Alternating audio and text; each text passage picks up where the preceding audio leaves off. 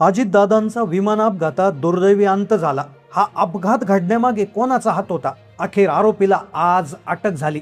एक असा व्यक्ती ज्याला ताब्यात घेऊन जवळपास 6 तास कसून चौकशी झाली आणि त्या चौकशीमधून आज अपघाताविषयी अतिशय धक्कादायक माहिती समोर आली।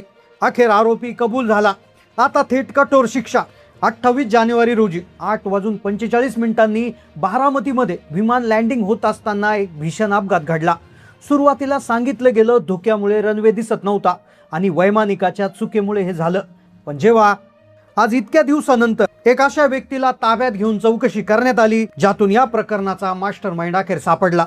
हे प्रकरण घडताच काही लोक म्हणायचे अपघात आहे, तर काही लोक म्हणायचे घातपात आहे। पण आज या व्यक्तीला ताब्यात घेतल्यानंतर एक असं तिसरंच सत्य समोर आलंय, एक असं मोठं नाव समोर आलंय की ज्यामुळे संपूर्ण महाराष्ट्र हादरला आहे। महाराष्ट्राला शंका होती याचा सूत्रधार कोण? एका संशयास्पद व्यक्तीला अटक झाली। कसून चौकशीत सगळं सत्य आता बाहेर झालं आहे। कालपर्यंत या प्रकरणाविषयी जे टीव्हीवर दाखवलं होतं, सोशल मीडियावर जे पाहिलं, त्या सगळ्या बातम्या आता खोट्या ठरल्या।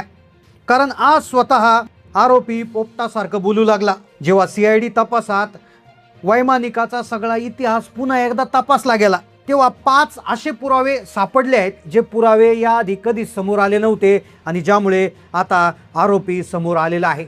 मग काय झालं? इतक्या दिवसानंतर हा आरोपी जो समोर आलेला आहे तो कोण आहे? या प्रकरणात आता काय कठोर शिक्षेचा आदेश देण्यात आला आहे? चला जाणून घेऊया या संपूर्ण घटनेचा सविस्तर रिपोर्ट।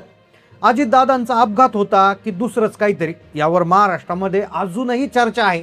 जवळपास 90 दिवसांचा कालावधी याला उलटलाय, 3 महिने झाले। पण इकडे यावर अनेक उलटसुलट चर्चा सुरू होत्या। दादा गेल्यानंतर त्यांच्या पत्नी सुनेत्रा वहिनी यांनी उपमुख्यमंत्री पदाची सूत्रे हातात घेतली। आताच काही दिवसांपूर्वी बारामतीची पोटनिवडणूकही झालेली आहे। लोक टीका करत होते की का याचा शोध लागत नाहीये, का हे होत नाहीये। पण तपास यंत्रणा अतिशय गुप्तपणे, कुणाला काहीच न सांगता गुप्तपणे काम करत होती। कारण की मुख्यमंत्री उपमुख्यमंत्री यांनी जे आदेश दिले होते त्या आदेशानुसार अगदी गुपितपणे तपासणी चालू होती आणि अखेर मुख्यमंत्र्यांच्या आदेशानुसार 5 पुरावे आणि एक आरोपी आता सापडला आहे। आरोपीची चौकशी केल्यानंतर तो फुटला, त्याने सगळं प्रकरण आता सांगितलंय। आता या प्रकरणातलं सगळं सत्य समोर आलंय, सगळ्या गोष्टी बाहेर आलेल्या आहेत। मग सगळ्यात आधी कोणते ते 5 वेगळे पुरावे समोर आलेले आहेत ते आपण पाहणार आहोत। कारण की याचा पहिला जो पुरावा आहे तो म्हणजे CCTV व्हिडिओ असून दुसरा पुरावा स्वतः अजितदादांचे ड्रायव्हर आहेत, तर त्यांची मुलाखत त्या ठिकाणी समोर आली आहे। ते म्हणाले दादा वाचले असते जर त्यांनी हे केलं असतं तर। ड्रायव्हरने एक गोष्ट सांगितली, हा महत्त्वाचा दुसरा पुरावा।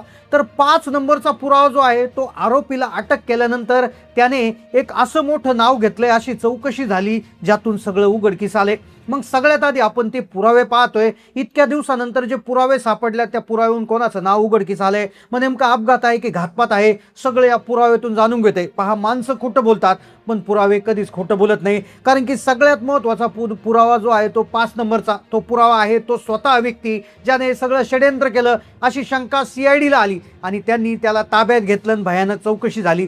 6 तास चौकशीमध्ये त्यांनी काय सांगितलं तोच हा महत्त्वाचा पुरावा आहे। आता सगळ्यात पहिली गोष्ट की तपास यंत्रणेला सुरुवातीला समजलं होतं की अपघाताचं कारण तांत्रिक किंवा मानवी चूक यापैकी काहीतरी असू शकतं। तपास यंत्रणांनी अतिशय वेगानं तपास सुरू केला कारण की प्रश्न होता महाराष्ट्रातल्या सगळ्यात लोकप्रिय आणि जुने नेत्याच्या दुर्दैवी प्रसंगाचा। मग त्यामुळे त्या तपासाला प्रचंड वेग आला। त्या वेगामध्ये पहिला पुरावा सापडला एक CCTV फुटेज। खरं तर CCTV फुटेजमधूनच तपास संशय बळावला होता, त्यामधूनच अटक सूत्र सुरू झालं। हे फुटेज अशा कोणातून आहे की जे आजपर्यंत कोणा समोर आले नव्हतं। याच्यामध्ये दिसतंय की विमान हवेत उडत असताना अचानक एका बाजूला पलटी झाले। आता हे काही युद्ध विमान नव्हतं जे हवेत कसरती करेल, या विमानाने असा बॅरल रोल केला, अशी पलटी घेतली। त्यामुळे तपास यंत्रणेला पडला होता एक प्रश्न, जर विमान बॅरल रोल करते, पलटी घेते, मग यांनी पलटी का घेतली? इंजिनमध्ये बिघाड झाला होता की दुसरं काहीतरी होतं? आणि अखेर त्या व्यक्तीला जो आहे हे कोण सांगू शकत होता, तर तो एकच व्यक्ती आणि त्याच व्यक्तीला आज इतक्या दिवसानंतर अटक झाली आणि त्या व्यक्तीने सगळं सांगितलं। दुसरा पुरावा ब्लॅक बॉक्स सापडला होता आणि ब्लॅक बॉक्स तपासणीसाठी दिला होता। आपल्या सगळ्याला माहिती आहे ब्लॅक बॉक्स तपासणीला 50 दिवस, 60 दिवस, 90 दिवसाचा कालावधी लागतो आणि ब्लॅक बॉक्सची तपासणी होताच पहिलं सत्य बाहेर आलं। सकाळी 8:40 विमानाच्या वैमानिकाचा कंट्रोल रूमशी संपर्क झाला होता आणि त्याने नियमानुसार संकटकाळी मेडे असा सिग्नल दिला होता। पण या विमानातून असा कुठला सिग्नल आला नाही। वैमानिकाचे शेवटचे शब्द ओ शिट असे होते, त्यामुळे वैमानिकालाही काही कल्पना आली नव्हती। हा दुसरा पुरावा होता। आता सगळं सत्य बाहेर येणार होतं 6व्या पुराव्यामधून, ज्याच्यामधून मास्टरमाइंड सापडणार होता. तिसरा जो पुरावा होता ज्याच्यावरून याची सगळ्यात मोठी शंका येणार होती ती म्हणजे प्रत्यक्ष घटना पाहणाऱ्या लोकांचे जबाब. आता तुम्ही म्हणाली घटना होऊन भरपूर दिवस झाले, पण लोकांनी सांगितलं की विमानाने जमिनीला स्पर्श करण्यापूर्वीच त्याच्यात 5 भीषण स्फोट झाले होते. विमानाचे सुटे भाग कितीतरी लांब पडले होते. हा साधा अपघात जर असता तर जमिनीवर आदळल्यावर स्फोट व्हायला हवा होता, पण हवेतच का स्फोट झाले? मग याच्यामध्ये काही कट आहे का, कुठला घातपात आहे का, हा संशय येत होता. तेवढ्यात चौथा पुरावा समोर आला, ज्याच्यात खरं तर आरोपीचं नाव समोर आलं. तो पुरावा होता विमानाचा इतिहास. विमानाचे रिपोर्ट चेक करण्यात आले. अजितदादा ज्या विमानाने प्रवास करत होते ते विमान VSR कंपनीचं होतं. त्याचे मालक कॅप्टन VK सिंग आणि रोहित सिंग हे पिता पुत्र. या कंपनीचा रेकॉर्ड अतिशय खराब. जेव्हा तपास यंत्रणा दिल्लीतील कार्यालयात पोहोचली तेव्हा त्यांनी तिथे शटर ओढलेलं होतं. कर्मचारी गायब होते. एक व्यक्ती तिथे पोलिसांच्या जाळ्यात सापडला आणि त्याची 6 तास आत चौकशी झाली. 6 तास चौकशी झाल्यानंतर समजलं विमानाचं ते काळं रहस्य. विमान 16 वर्ष जुनं, वैमानिकाला मद्यपानामुळे 2दा बडतर्फ केलेलं, अशी विचित्र परिस्थिती त्यावेळेस होती. आणि मग जो व्यक्तीची चौकशी झाली तो व्यक्ती होता VK व्हेंचर्सचा मालक. VK व्हेंचर्स म्हणजे त्या कंपनीचा मालक. त्याला ताब्यात घेतलं आणि त्यांनी ते सत्य सांगितलं. आता सगळ्यात महत्त्वाची गोष्ट म्हणजे या मालकाला अटक झाली. त्याच्यावर आता प्रचंड मोठा गुन्हा दाखल झाल्याची शक्यता आता बोलली जात आहे. तो कबूल देखील झालाय. 6 तास तब्बल चौकशी झाली. या चौकशीमध्ये त्याने विमानाच्या विषयी, पायलट, त्याचबरोबर दादांच्या विषयी देखील महत्त्वाची माहिती त्याने सांगितली होती. सगळ्यात महत्त्वाचा मुद्दा म्हणजे याचा मास्टरमाइंड कोण आहे याविषयीची जर माहिती घ्यायला झालं तर 27 तारखेच्या रात्री आपल्याला जावं लागेल. अपघात होण्याच्या आधी ज्यावेळेस दादा हे गाडीने जाणार होते, पण अचानक एक फोन आला आणि त्या फोनमुळे ते विमानाने निघाले. मग त्यांना फोन कुणी केला होता? तो फोन कामासाठी होता की त्यांना मुद्दा म्हणून थांबवण्यासाठी होता? हा महत्त्वाचा मुद्दा आता इथे समोर येतोय.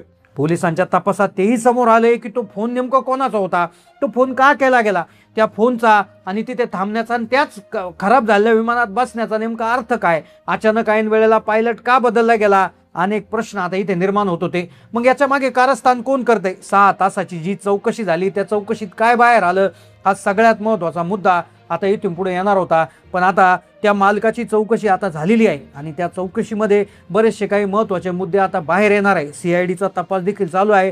काही काळापूर्वी CIDकडे देखील एक तक्रार दाखल झाली होती. ती तक्रारीला दाखल आता ग्राह्य धरण्यात आलेला आहे आणि अतिशय वेगानं आता हा तपास जो आहे तो वेगानं सुरू झालेला आहे. आता या प्रकरणामधलं जे महत्त्वाचं नाव जे समोर आलेलं आहे ते नाव आता लवकरच त्या ठिकाणी समोर येणार आहे. कारण की अमोल मिटकरी आणि रोहित पवार हे देखील वेळोवेळी सरकारच्या बाजूने त्या ठिकाणी बोलत आहेत. सरकारला याच्यावर हे करा, कारवाई करा अशी विनंती त्या ठिकाणी करत आहेत आणि नक्कीच त्या दृष्टीने सरकार काम करत आहेत. आता लवकरच हे विधानसभा, आता जी पोटनिवडणूक झाली त्याचा निकाल लागताच आता सुनेत्रा वहिनी ज्या अजित पवार यांच्या पत्नी आहेत तर त्याही आता पुन्हा एकदा त्या पदावर बसतील आणि ते देखील काहीतरी निर्णय घेतील अशी लोकांना आशा आहे. तर तुमच्या मते याचा कोण मास्टरमाइंड असू शकतो? तुमचं याच्यावर काय मत आहे? हा अपघात होता का घातपात होता? नक्की कमेंटमध्ये कळवा. चॅनलला नवीन असाल तर सबस्क्राईब करा. धन्यवाद.